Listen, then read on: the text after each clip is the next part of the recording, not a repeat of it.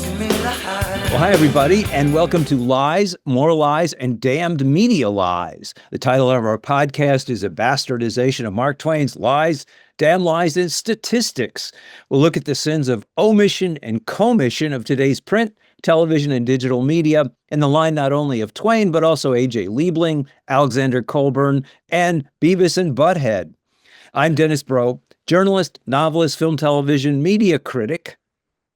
And I'm Jalyssa DuGro, an independent journalist. And we are Bro and DuGro going at the news. Okay, well, we'll open with this piece called House of Pedophiles, about what's been going on in the news this week. The House of Trumgarian, accused of tarrying with Lord Epstein and his underage abused maids from the far reaches of the kingdom, suffered a minor setback last week, but at week's end, King's Landing was intact, not only because the House pulled up the drawbridge, but also because the lords of the other manors, the houses of Shoemister and Hakeem Stark, though seemingly incensed with the horror of it all, pulled up to the castle and, after launching a few salvos, tactically withdrew, leaving the castle intact. The managing of the Epstein story is a thing to behold, not only in the House hearing about the cover-up effectuated by Attorney General Pam Bondi, but also by the complicity of the corporate media, which takes this story so far but no further, following the lead of the Democrats, whose grilling of Bondi was great theater. That is, as my 10th grade social studies teacher, Mr. Perone, used to say, it generated more heat than light. Everyone was outraged at Bondi's conduct, including her pre-hearing Trumpian blurting out of the truth that if the entire files were released, the whole system would collapse. But the Democrats were content for the most part to score points rather than to mount a serious challenge that would take Bondi's statement into account. After all, they're part of the kingdom too. It's telling that in Norway, the former head of the government is arrested for delivering through Epstein state secrets to a foreign government, and now sits in the dock, along with Britain's Prince Andrew, keeping him company in a British gaol, with the police having raided both houses and confiscated boxes of files, searching for proof of their complicity. That is unusual, though, as in the rest of the West, no one, as usual, is going to jail. The worst that has happened to those highly implicated in an underage sex ring that most likely was also a blackmail ring involving the West's major political, financial, entertainment, and digital leaders is some embarrassment and some job loss, including British ambassador to the U.S. Peter Mandelson and in L.A. Casey Wasserman, whose agency Wasserman Music is listed as the second most influential in Hollywood. However, Wasserman only stepped down because his artist threatened him, and though under pressure, he maintains his position as chair of the L.A. 2028 Olympics. Just as in the 2008 banking crisis, where clear fraud was established, no banker went to jail except the odd man out, sacrificed to save the rest, Bernie Madoff.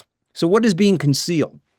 How is the lid being kept on the story at the same time that it appears what is happening is a tell-all confessional? First of all, as was pointed out in the Bondi hearing, in some cases the names of the perpetrators are being redacted, while the names of the victims are being published, the opposite of the supposed excuse for crossing out names. Secondly, there are still 3 million pages of the Epstein files that have not been released, and in those pages, it is expected that more evidence will appear of Epstein's ties to Israel, either working for Israeli intelligence, the Mossad, as did his mentor, Robert Maxwell, the father of his longtime companion, Ghislaine, in what amounted to an elaborate, what used to be called honey trap, with the cameras rolling on Epstein Island and the parties with underage women. The second part of the cover-up, of course, involves the names of the elected officials, financial and tech leaders, who have been most likely manipulated and are still being blackmailed by what the cameras photographed. Let's look at the media cover-up.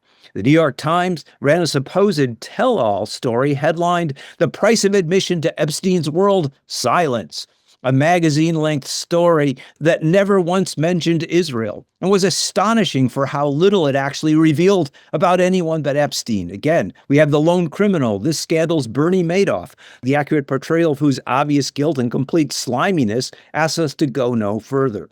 The Times is at pain to localize the story, noting in another entry, puzzlingly titled, "The Hidden World of an Unaccountable Elite," that Of course, they're only unaccountable in the Times because they don't want to hold them accountable. That though there are absurd suggestions that, quote, Epstein was a puppet master calling the shots for a cabal of elites, in fact, there is, in the Times' view, proof to the contrary. But all has been exposed are low-level connections not amounting to much, with his, quote, influencing on American policy making negligible. Heads have ruled, sort of, with the most substantial being the former leader of Norway, who is accused of passing state secrets. But in the U.S., so deeply implicated not only in the now captured mainstream media, but also in the Israeli lobby contributions to the Congress, there's not even a whiff of accusations that there might be any problem with turning over U.S. state secrets to a government which the U.S. is absolutely complicit in supporting, to the point where at the upper levels of the society, there is no conflict between the two. Trump boasts that the richest female in the world, the Israeli Miriam Adelson, has paid for his campaign. Well, Netanyahu has visited Trump 6 times in the last year as the Iran conflict heats up. The Times assures us, even as the dam springs a leak, that it's steady asserting blithely that the matter is settled and justice has been served. And this is how they describe it. In the end, the Times tells us authoritatively, Mr. Epstein was arrested, charged with serious sex crimes, and died in prison while awaiting trial. His associate Ghislaine Maxwell also remains incarcerated. End of story. The rest, any further speculation, as far as the Times is concerned, is worse than useless speculation. It's conspiracy theory and not to be taken seriously. Instead, what we are surrounded with is hoaxes and foreign disinformation. We're told that one debunked claim, which actually hasn't been debunked, is either that Epstein was murdered on the eve of his testimony, where he would be asked to name high-level names of those he blackmailed, which is what the overwhelming majority of Americans believe, that is, they believe he was murdered, or that he is still alive. The reason we're not to believe this is that, quote, authorities said his death was a suicide. Authorities also said Lee Harvey Oswald, Sirhan Sirhan, and James Earl Ray acted alone to wipe out a generation of leaders who challenged the status quo. In the Times anti-conspiracy story, we have a summing up by the expert, a digital studies professor, whatever that is, that the largely redacted first trove of the files for the unwashed, naive non-experts are evidence that something larger remains concealed, as proof that there's more proof somewhere else. This false proof, in the mind of the expert, fuels wild speculation as these false narratives grow bigger and escalate. This is insanity, and a moment where the cover-up reveals itself to be just that. There are 3 million pages yet to be released, and it's far from wild speculation to assume that in those pages are not only the names of the global leaders, and not at a secondary level, as well as the telling evidence of Epstein's own ever-deepened collusion with the State of Israel. Yes, the House of Trumpgarian still controls the throne, but its challengers, intent on bringing down the House, simply want to install a rival house in its place, while keeping the ruthless machinations by which these houses hold power, including their preying on the underage female peasantry, intact. Stay tuned for further episodes of Game of Pedophiles, as sequels and spin-offs endlessly repeat the same story. And that's our opening salvo. We let England lap us in accountability for the Epstein files, and that is so embarrassing and the most un-American thing ever. We let England lap us. This is embarrassing. It's embarrassing. We have so many officials in political office in the United States that have been implicated, one, which warrants an investigation in and of itself, okay? Just in and of itself, an investigation. Let's just see some movement on that. Nothing. Our very own president, who was not only implicated, multiple testimonies have come out about him, not even in the Epstein files. I mean, he has a history of, sexual violence against women and being accused of these things. Like, let's not forget. I think he appears 1,000 times in the files so far. Yes. And this is, and I'm sure, 3 million documents, redacted, 3 million redacted documents. That's a lot to go through. I'm willing to bet there are some stones unturned that have been unturned, that we just haven't read yet. Even then, we have Congress who's been allowed access to the unredacted documents, and several have come out saying, hey, Trump was listed in there with some serious allegations, some serious proof that he was deeply involved in the Epstein ring. And we're just not, the public is not angry enough. We're not doing enough. But then again, I don't really blame us because this is a ring so high up on the pyramid of power that it's kind of like we can't do anything. And that's really frustrating. We can't do anything. Well, we can't do anything without the information, but I think Pam Bondi is right. She had a Trump moment when she said if everything was revealed, the whole thing would fall. Yeah, absolutely. And this is a classic tactic by the Trump administration. Something we really didn't even see in Biden era. Like really something, it's a level of incompetence, but strategic incompetence. It's like a willful incompetence that we really didn't even see in Biden era. It starts with Caroline Leavitt when you have reporters asking genuine, detailed questions. And she kind of rebuttals with this, is your loyalty not to Trump? How dare you approach me here in this press briefing and your loyalty is not to Trump? It's insulting. And it's just like, this is a really bizarre response to somebody who's really supposed to give the American people at least some answers. At least try lying to us. I can appreciate them for being consistent. Yes. What about Bondi's response? Have you looked at the stock market lately? Yes. So that's the point I'm getting to. People think. Exactly. It starts with Caroline Leavitt, who sets this tone. And then we move to Bondi, who also carries the same tone over in this deposition or hearing with Congress, where, a congressman asked her, or a member of the Senate, whichever one it was, asked her, is Donald Trump in the files, or whatever specific question he had asked her. And it was found that she was lying. And he called her out on that in her face. And she just became so explosive. You know what? You all should apologize to Donald Trump and the Dow. It's like, that's going to be my get out of jail free card is the Dow. The Dow. The Dow. Don't ask me anything. It's not even I plead the fifth anymore. It's going to be, the Dow. Have you heard about the Dow? It's no longer the Tao. It's now the Dow. It's now the Dow. Yep. Anyways, it's incredibly embarrassing. Yeah. It's an embarrassing time for America when when it's really the time for peak justice to come into power. We gloat and pride ourselves on our justice system. We have one of the best justice systems in the world. We hold the worst of perpetrators accountable. And then we have one of the most sickest cases of just the 21st century. And we're not doing anything about it. That's right. There the government is. We're sitting idle. Yeah. In terms of Game of Pedophiles, next week's episode will be pretty much the same so far.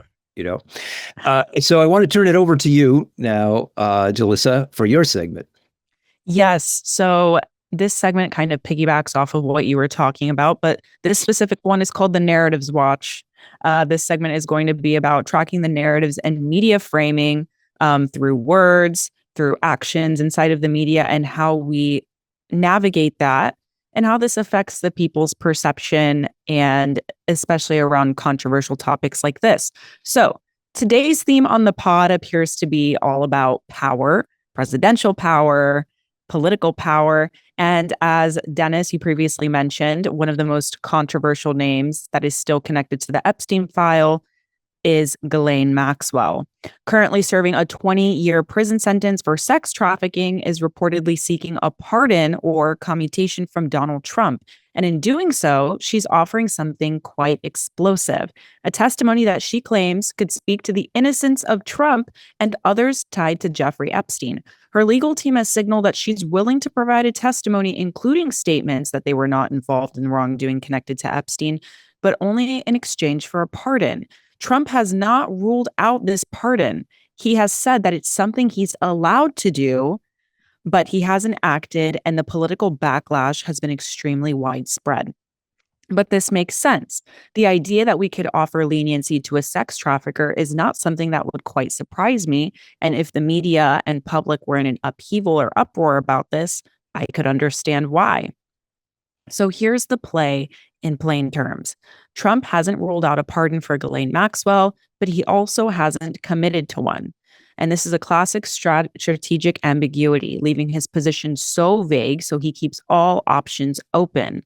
And it does a few things. It gives him leverage, and it drives the media coverage without forcing an immediate political backlash, but it still keeps Ghislaine Maxwell on the hook. And that's the most important thing. Maxwell's side is offering this explosive testimony, if only pardoned, which is a strategic negotiation tactic. And it's a very smart one in her situation, something that I believe Jeffrey Epstein didn't have the opportunity to truly do. And she's signaling that she has power. This demonstrates that she has some leverage of power here, and it's potentially clear to others, and she's holding it until she gets what she wants. Both sides are playing this long game of controlling the story. And so the strategy isn't just about what's being said, but it's about what is not being said and how that silence is becoming a weapon within itself, which is particularly interesting because I feel like on the podcast, we talk a lot about what is being said. But it's in this case, I feel like it's about what's not being said. And that's extremely strategic, especially in this case. And so what's the problem with Donald Trump? In early 2026, when he asked whether the newly released Epstein files might lead to more arrests like that of Prince Andrew, Trump said that he had been totally exonerated of any wrongdoing connected to Epstein and insists that the investigations found no evidence against him. Coincidentally, the DOJ has also announced that they're not interested, nor will they be releasing any more Epstein files. Go figure. Trump rejected reports that he was informed his name appeared in the Epstein documents, saying that he was never briefed about it. And so what's the problem? His past praise of Epstein contradicts the idea that he was unaware of Epstein's behavior, because before he said he's a great man, he was just interested in women and he liked them on the young side. Also, not to mention the multiple references of his name inside the Epstein files, the direct communication and meets at Mar-a-Lago with Epstein in those Epstein files, and the numerous pictures that have been released in the media of him, Ghislaine Maxwell, as well as Jeffrey Epstein. So, being socially connected to Epstein undermines his no ties framing. And that's it for the Narratives Watch. That's great. Yeah, I love the phrase strategic ambiguity. That's what that's what everybody's operating on. And also I love that you came at the idea of omission, which is as serious in the Narrative Watch as commission. You know, what we don't see, what we're not told.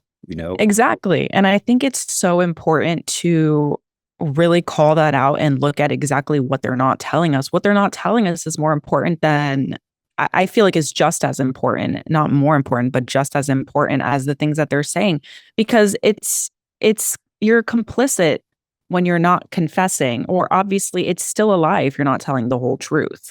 Yeah. And now more than ever, the American people are looking for 100% accountability with these files. And that looks like unredacting the files. And that looks like releasing the 3 million more pages of the files. And that it just looks like releasing it to the American people.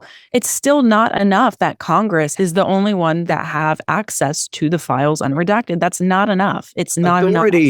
Authorities have access. Whatever. Authorities. Yeah, absolutely. And it's just really embarrassing that we let the UK lap us in accountability. This is the most un-American thing ever. It's quite an embarrassing time to be an American. I mean, truly, like, I'm not an America hater. Really, I do love America. I just want America to be better. It's just like a really embarrassing time to be an American, especially with something so serious like sex trafficking, like pedophilia. And the fact that we have a president who's not even willing to give a strong statement that he can stand behind confidently. He's more worried about absolving himself. And I think that is very telling, because the proof is in the pudding. Release the files if you're not scared. Yes. I'm like, if I wasn't implicit or complicit, I wouldn't be afraid to release any files.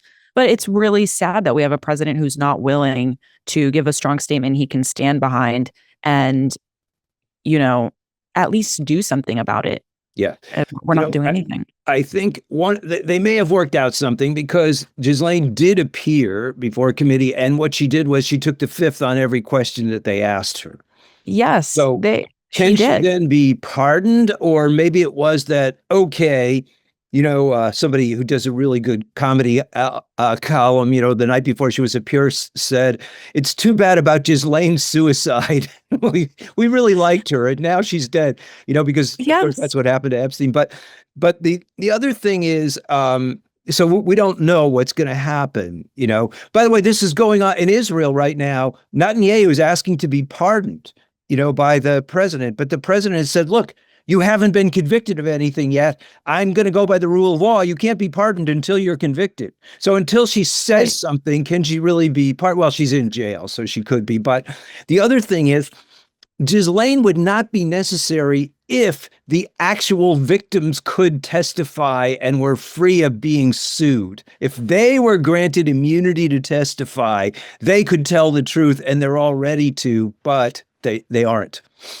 And if we unredacted the files, we wouldn't really need Ghislaine. This is her get out of jail free card, which is extremely convenient. And she did at her deposition plead the fifth to every extremely valuable question because they were very good questions.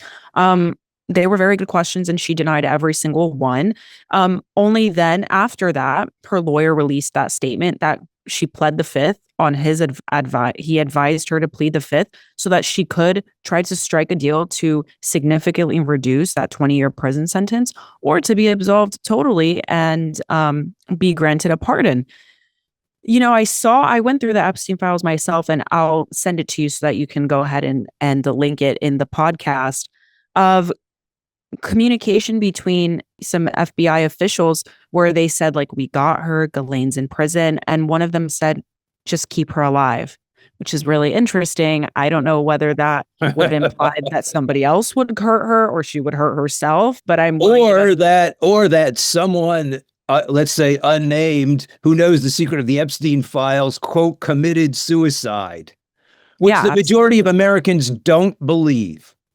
Yeah. And I mean, like, we have a testimony on that as well. I think there was a guard that came out. I don't know if you saw that.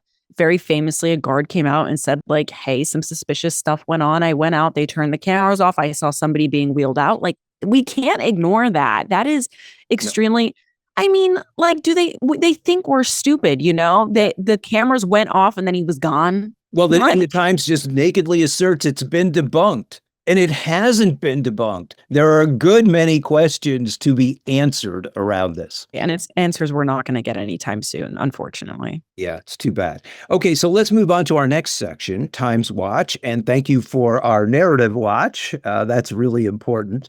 Okay, so on Times Watch this week, this is where we review and comment on stories in the New York Times that illustrate the privileged status of those media mavens inside the Washington Imperial Beltway and the New York financial bubble. First up is the cautious buildup of the son of Shah Pahlavi, Reza Pahlavi, as democratic savior of Iran. Pahlavi, raised in privilege in the West and reputed to have never done a day of work in his life, is being floated as the regime change head of the existing Republic of Iran. Pahlavi's father was installed as a dictator after the American CIA and British MI6 led coup against the actual democratic leader of Iran, Mohammad Mosaddegh, in 1953. Mosaddegh had committed the grievous sin of wanting Iran's oil to belong to Iran, just as Maduro in Venezuela had the crazy idea that Venezuela's oil should be used to benefit the Venezuelan people. Both were then disabused of this fanatical notion. The problem, though, is Pahlavi, as they say in the West, has baggage. His father exercised an increasingly more brutal hold on the country in the form of what became his own personal Gestapo, the Savak, responsible for over 300 deaths, and which terrorized the population through arbitrary arrests, leading to imprisonment and torture of political opponents. The hatred of this force by the populace was one of the main causes of the Islamic Revolution. The Times, elsewhere in the story, cautiously optimistic, throws caution to the winds in its headline. Thousands rally for Iran regime change in cities across the world, putting aside the idea that if there are global rallies, thousands is not a lot. And that inasmuch as the Times can claim, while the story centered almost entirely on Munich, with faint echoes in the U.S., though it claims that protests swelled around the world, suspiciously has not a word to say about those living in Iran. That is, those ordinary people who did not flee the revolution, and what they have to say about regime change, which would see many of them slaughtered. So the U.S. can again regain Iranian oil. The Financial Times got in on the action as well, hoping perhaps that British Petroleum, former owner of Iranian oil, could reap some of this whirlwind. Last year, their article had ruled out Pahlavi as unsupportable, seeing him as Iran's Juan Guaido or Maria Machado, that is, Western propped-up figureheads with little support in the country. But their tune is changing as well, as they are now less skeptical about, quote, the campaign to bring back the Shah of Iran, humanizing the lazy son of the despot by recounting his bucolic growing up in Texas. Pahlavi and the bourgeois coterie surrounding him has little chance of winning much popular support in the country, but that doesn't keep the Western media from cheering him on. Should be noted that the same FT that is cheering on this rich scion in exile has also had to disguise the title by abbreviating it of its appeal to an ultra-rich constituency so that its magazine, which is really just a vehicle of advertising luxury goods, formerly titled and spread across the cover, How to Spend It, no longer with oligarchs in retreat, flaunts its title and now just lists it as HTSI, having to retreat to initials. Finally, on Times Watch, a post-mortem on Bad Bunny's halftime Super Bowl extravaganza, a spectacular display of everything that is wildly exuberant about the multiculti, multipolar world, especially Latin America, and in contrast to the Mar-a-Lago halftime redneck kid rock debacle, exhibiting everything that is limiting in the death's head MAGA world. From the three people settings of the workers in cane fields, the neighborhood bodega, and the struggle on the rooftops with supplying electric power to the houses in Puerto Rico, the bright colors and dynamic movements of the dancers gave the answer to the sparseness of the attempt to squelch this exuberance through the Donroe Doctrine. In the end, Bunny, Benito Antonio Martinez Ocasio, reeled off the names of what he called America, with what we think of as America, Mexico, Canada, and the U.S., bringing up the rear and the U.S. dead last, neatly reversing the Western view of the hemisphere.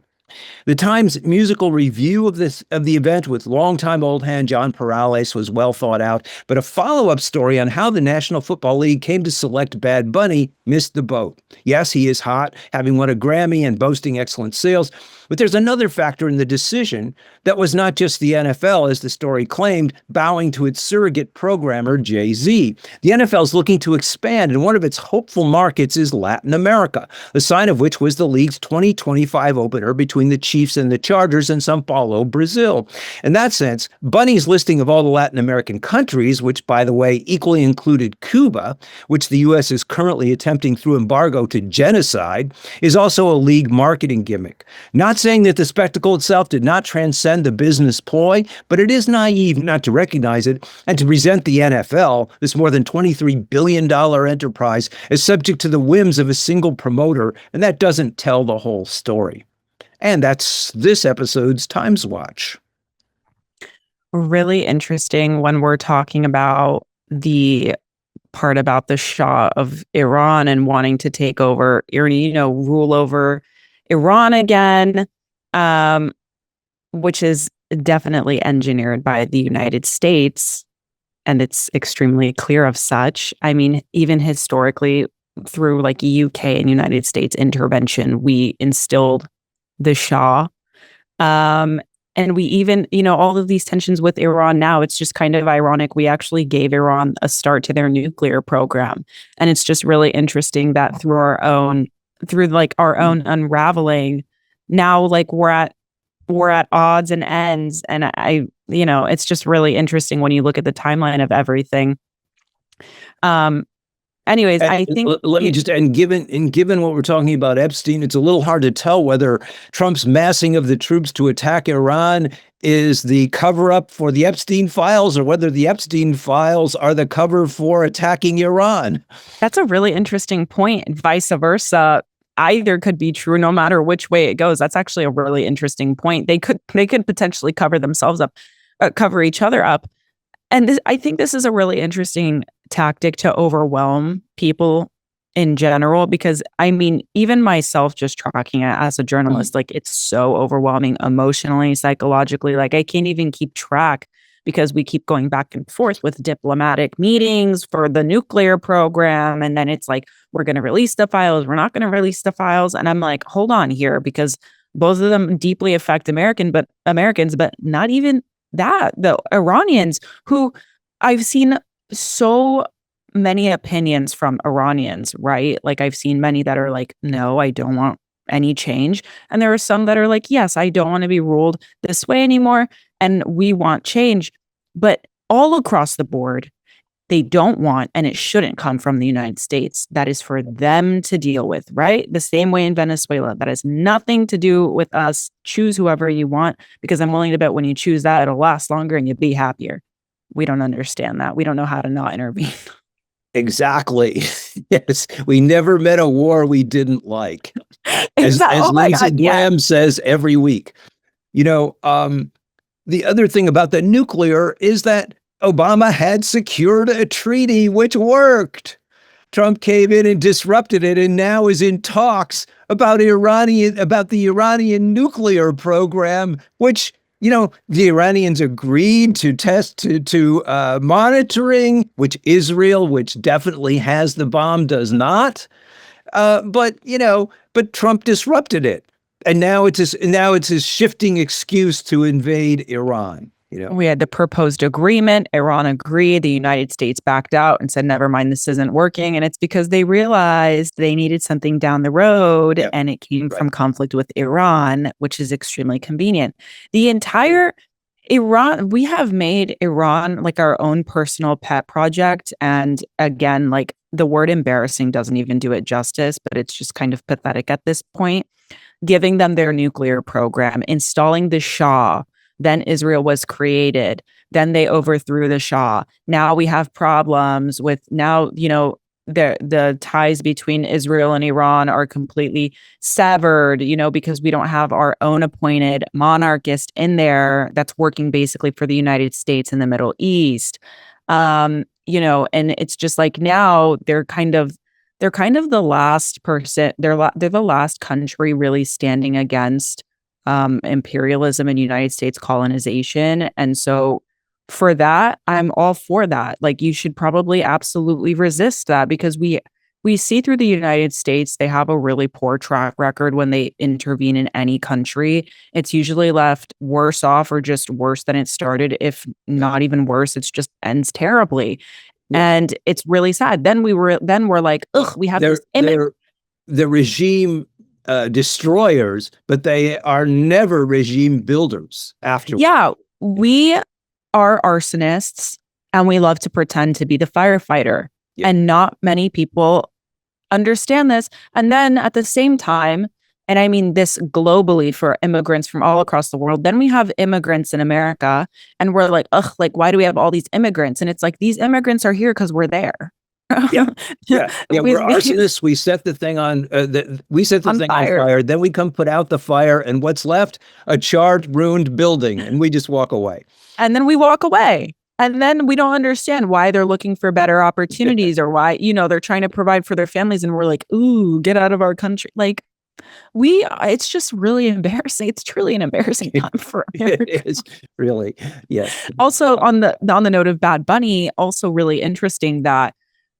From just like a really like from a messaging standpoint of how the United States responded to Bad Bunny performing at the Super Bowl because his performance was going to be in Spanish. It's like, I thought that this was like the melting pot of America. I thought we were proud to embrace other cultures. Like I really thought that this is what we were about. I thought we were all about, learning languages, and we have food from everywhere, and we have so many cultures and religions, and we accept we love everyone. And then it's like, oh, I see. The racism is coming out with this administration, which is clearly evident also in their targeting and messaging with ICE raids and, these ICE operations across the United States.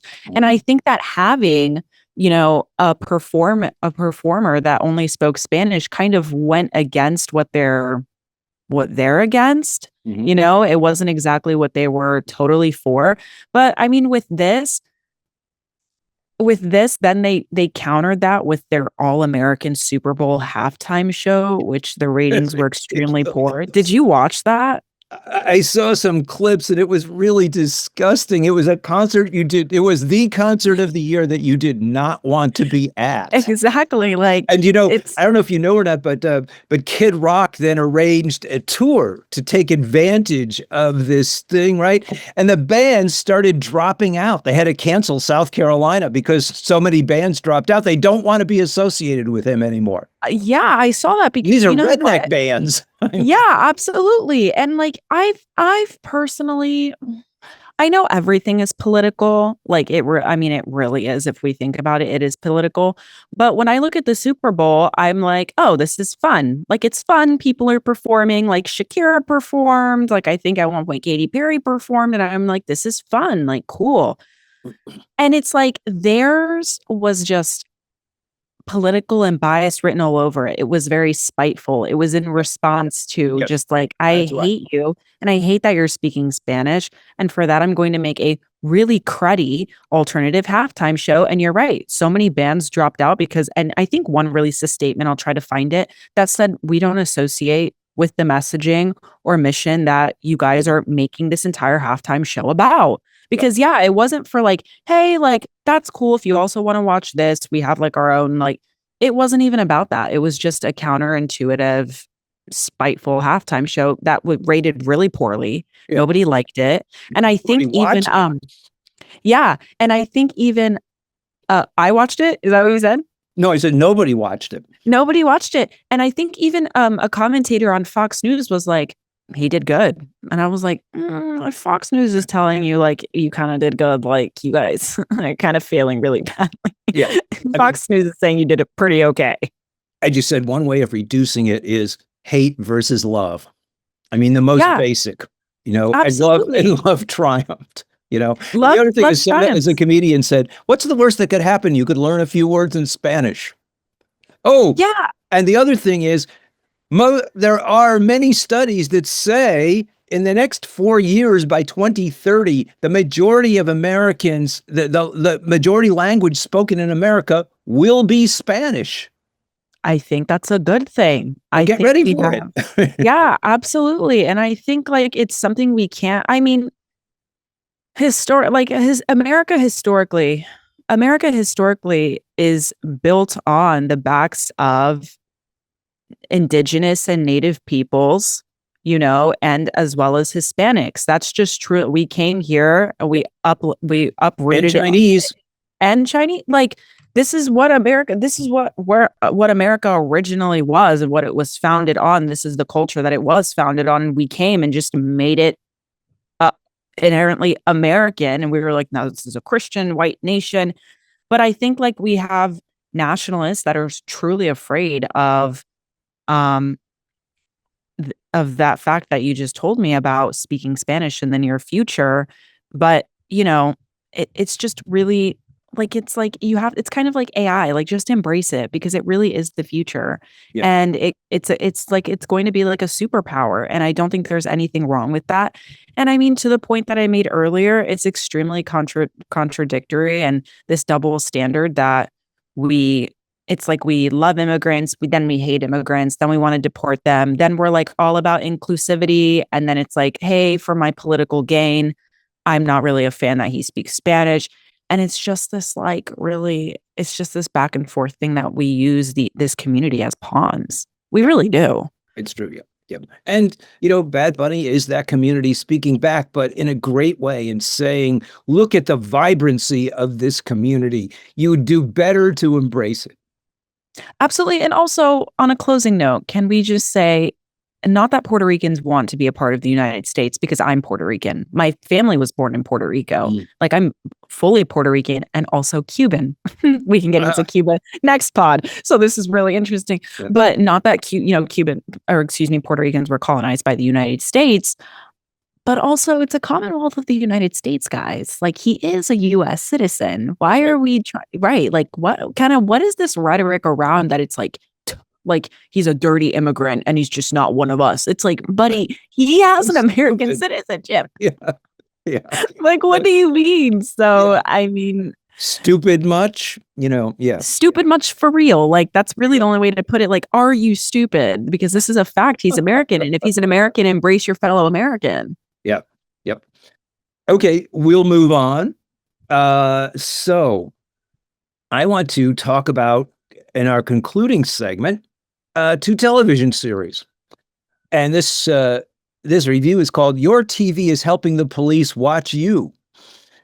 On our last episode, Jalyssa recounted in some detail the increasing state violence and violation of the right to protest in Minneapolis, Los Angeles, and other places. This week, to end the show, we're going to take a look at 2 TV series that are perky and gleeful about violation of rights. The American series High Potential and the Australian series Blue Murder Motel feature ordinary citizens. In the first, a housewife, office cleaner. In the second, 2 owners of a motel trampling the rights of the accused, all in a cutesy-light atmosphere where the hilarity never stops. That is, unless you're the victim of the characters in either of these series.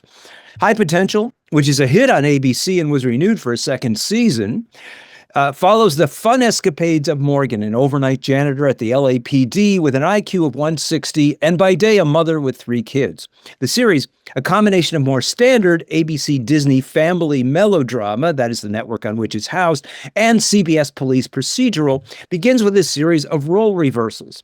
Instead of being an immigrant stuck in a low-paying job, Morgan is a Caucasian consigned to being a cleaner, but who between dusting puts the police on the right track towards solving a murder. The upper echelons of the LAPD, the detectives in this woke fantasy, are African American and Latino, and their sensitivity contrasts to 2 white goon cops on the street who accost Morgan. She bullies her way onto the staff and in solving crimes is distinguished by her utter disregard for 75 years of court protections of police suspects. She paused through a biologist's office in an illegal search as the police detective is talking to her. She then more brazenly steals a letter from the same office by breaking and entering a safe because she figures out the combination. And finally, in an interrogation, she wants to play the bad cop, coming down more violently on the suspect. That is, this is Desperate Housewives meets CSI, even employing the CSI flashbacks of suspects as Morgan tells their story, not as murderers, but as enjoying a Waterworld ride. Morgan describes her flaunting of citizens' rights as her rebelliousness, and in the end, we all have a laugh at her walking all over the Constitution. What could be funnier? And she does it for a good cause, to save a woman the suspects have kidnapped. It's Me Too, enlisted under the authoritarian sign of Joe Friday's Dragnet. Blue Murder Motel, an Australian series, is about a couple of former police detectives from the South Wales Police Force in Australia who retire and buy a rundown motel in New Zealand. The gimmick, alluded to in the title, is that every week there's a murder at their motel, which the couple solve.